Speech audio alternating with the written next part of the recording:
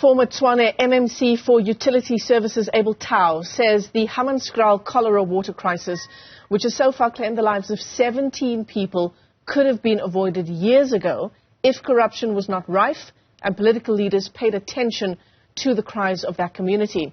It comes after the Special Investigating Unit revealed that it has enough preliminary evidence to probe a tender for the upgrade of the Rooiwal Wastewater Treatment Plant in Hammanskraal.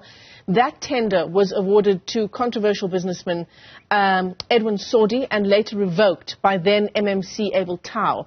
In fact, Abel Tau joins us this morning to unpack the story further. Abel, thanks very much for your time this morning. We appreciate it. There's a lot of back and forth now about who is responsible. It's very little comfort for the people and their families who have already lost lives.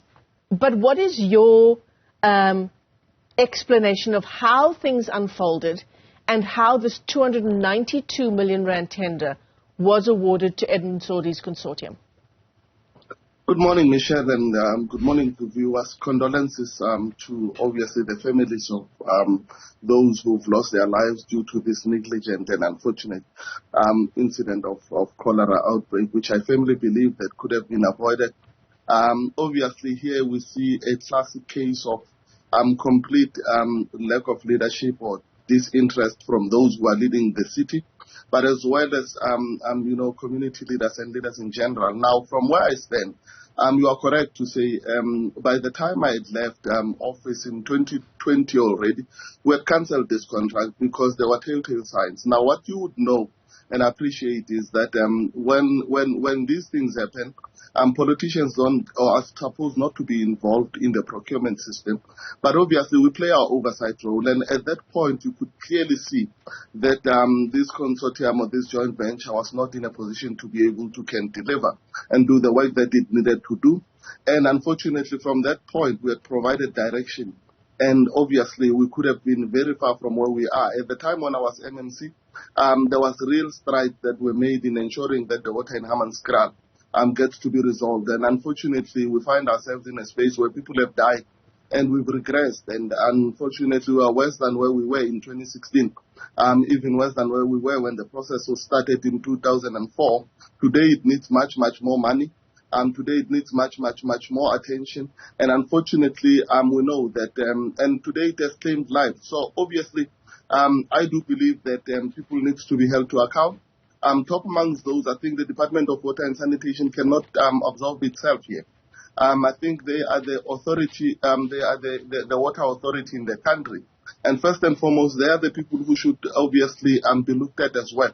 Not obviously withstanding the fact that the criminal issues that need to be investigated in line with by the SIU and state agencies should happen, and those who obviously are fingered in having played a part, especially in the tender that could have changed the lives of people, would then have to be taken to book. But obviously we need to go much deeper than that because we need to solve this problem. Abel, I want to ask you just to take a step back for a moment. You talk about the contract being cancelled. That was in 2020. On what grounds? I mean, we can go back even further and say, how was it even allowed that this consortium was able to get this tender when they were clearly not able to do the work? But let's move on from there and ask you, on what grounds was it cancelled then in 2020?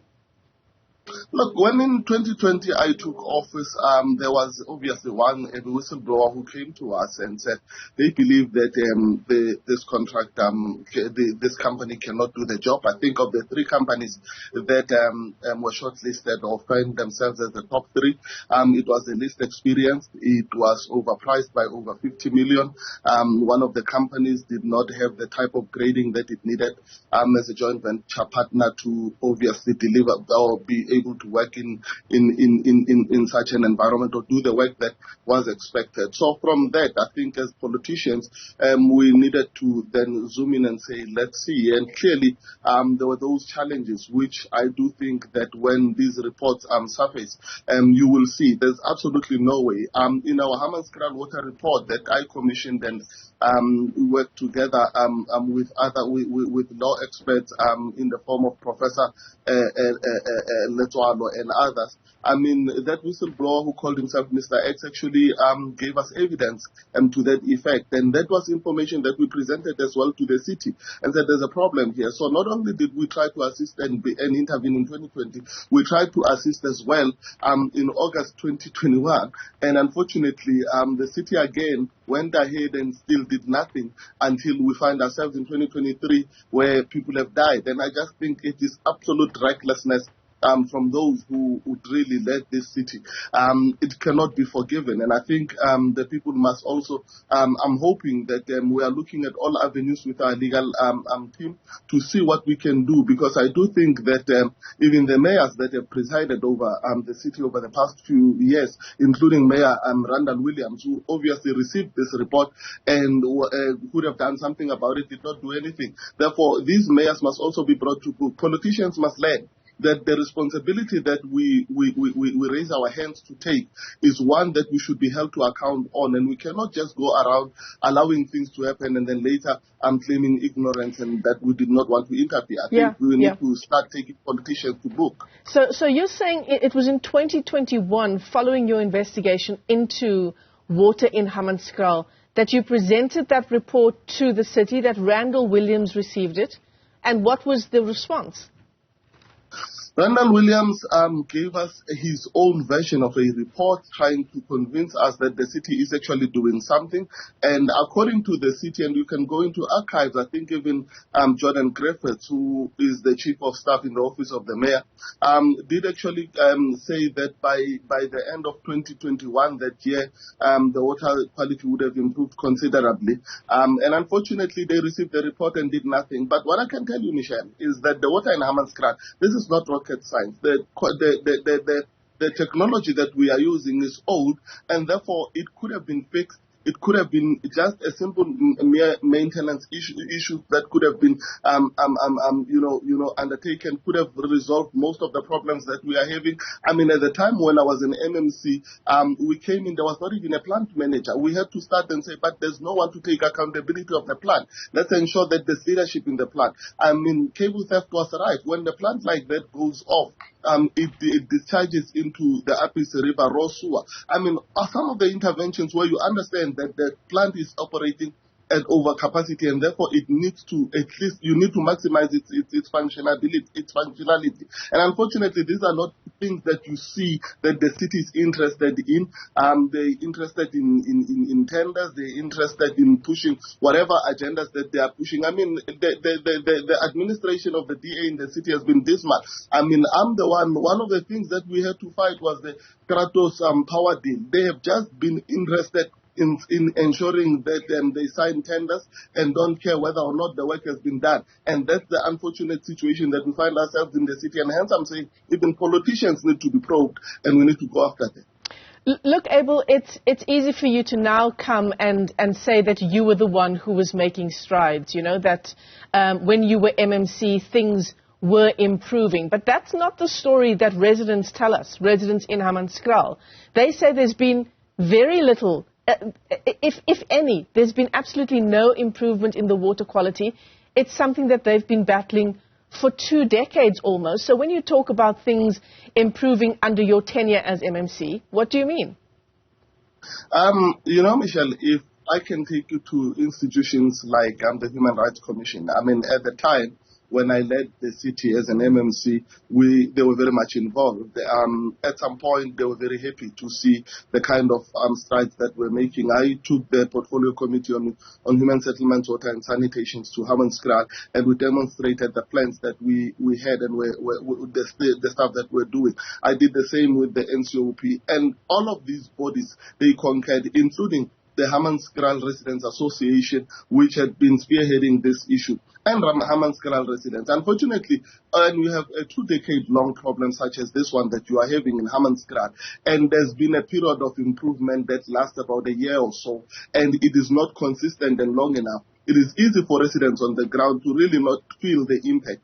But I can tell you now that that has been quantified, that is factual, and that is why we were confident that we would turn the situation around. And I'm still confident that with the right leadership, we can turn this situation around. It's not impossible. Should it not take us 10 years? It should take us 6 months to get a situation where we can acceptably saying then we have obviously found a stopgap measure, and then we can then look at a long-term lasting solution that are out there available. It just needs political will and knowledge that is correct. Be interesting to see what those solutions look like this morning, Abel, in a context where billions now are what's needed to fix this issue. Look, obviously, right now we really need to go in and fix the problem once and for all. And I think that it is quantified at about 2.7 billion.